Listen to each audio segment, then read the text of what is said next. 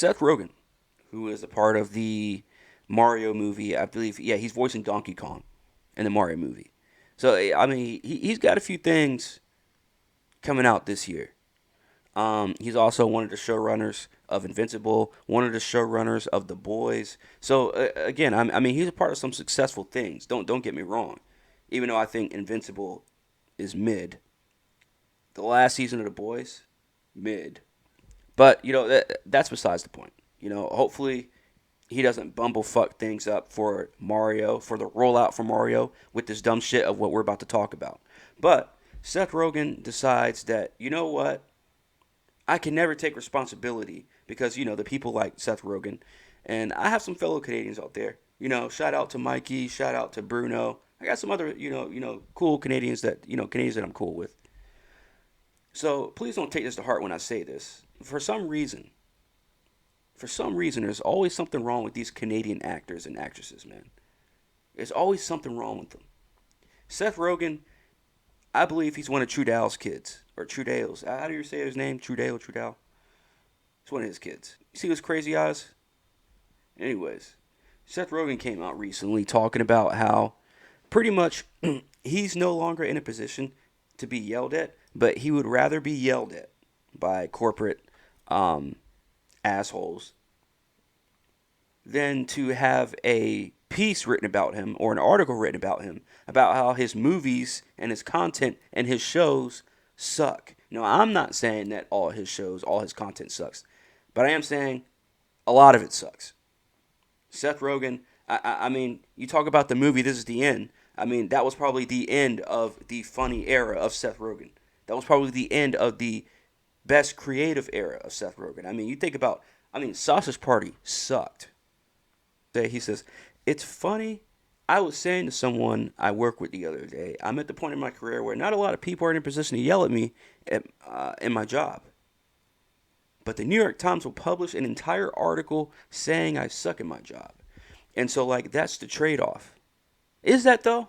Is that really a trade-off? You really caring about what these sites are writing about you? You really caring about what people are tweeting about you?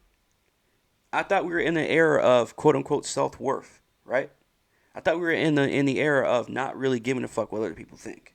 Oh, no, but now you're in this corporate position. Now you're an executive producer, for the most part. Now you want to care about what people are writing about you. Now you want to care about the opinions. But you weren't caring about the opinions when just months ago someone was complaining about. I won't even say complaining about because it was rightfully so they were talking about it. Not even a year ago, this dude was defending Clownifornia, not doing a damn thing about people having their cars broken into, their homes broken into, their jobs broken into, safes broken into, storage is broken into. I wish I could find that tweet. Seth Rogen goes on to say, I've worked my way up not having to deal with that much personal conflict and face-to-face conflict. So I want to read that part again, okay? I've worked my way up not having to deal with that much personal conflict and face-to-face conflict. That right there is one of the root issues of this entire fucking mindset that Seth Rogen has. He did so with him talking about being yelled at and blah blah blah whatever, fam. From what you just said, you ain't really have to even get yelled at that much. And getting yelled at is neither here nor there when you're getting paid a lot of money to do what you do. And coming from somebody who's been yelled at his whole life, getting yelled at just goes through one ear and out the other. It should, as an adult at least. I don't want to sit here and bitch and complain about Seth Rogen, about one little quote of Seth Rogen saying whatever the fuck. But I'm just letting you guys know right now. This whole Ninja Turtles franchise thing, we already know this is going to go down the drain for many fucking reasons. I can give you two right now. Seth Rogen and Velma eating April O'Neil.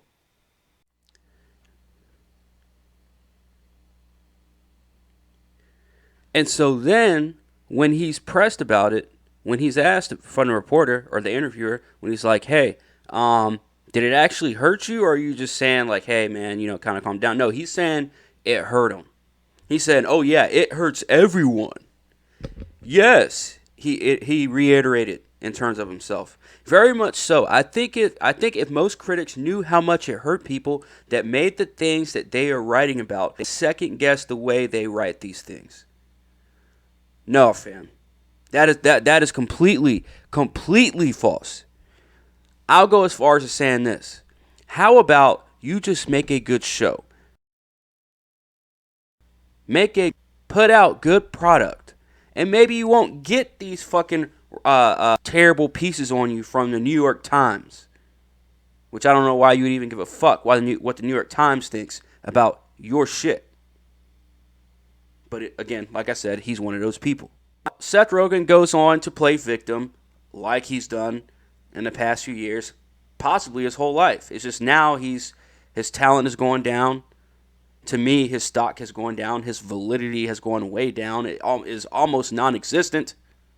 And so now Seth Rogen wants to remind us of all his L's he's taken in his entire career. So he just keeps reminding us, like including myself, because I forgot Green Hornet even existed. I forgot how this terrible fucking movie even existed. And he says the reviews were coming out for this, and it was pretty bad. And people just kind of like hated it. It seemed like a thing that people were taking joy in just disliking it a lot. You know what I mean? Of course. Of course. But it opened to like 35 million, which I think at the time was the biggest opening weekend I had been associated with in any capacity. So it did pretty well. For you. For you, Seth. It did pretty well. But in the grand scheme of things, it obviously did not do pretty well. See, this is what I mean when I say that these people are delusional, because they don't know what real life is. They're not living in reality.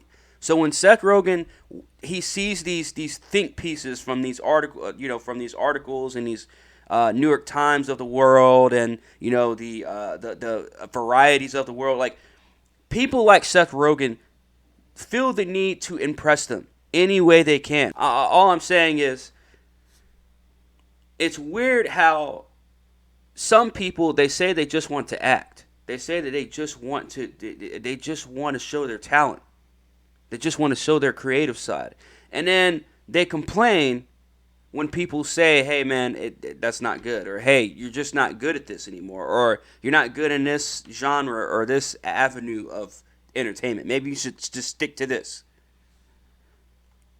Seth Rogen cannot take criticism. I cannot wait until Ninja Turtles comes out and this shit bombs, and then people tells him that it bombs, and then he's gonna go cry in the corner and blame the fans, the real fans of Ninja Turtles, not the fake fair weather fans. But anyways, I'm telling you right now, if I'm one of the producers, if I'm the producers or the director or anybody that has any pull or power over there, um, at Nintendo, when they start doing this whole Mario rollout, don't let Seth Rogen say anything stupid. Because if you put a microphone in his face and a camera in his face, he is bound to say something really stupid, and your franchise might go with it. Anyways, make sure you guys hit that like, hit that subscribe, all that good stuff. It's your boy Corn. It's Half-Ass Pod, and I am OUT.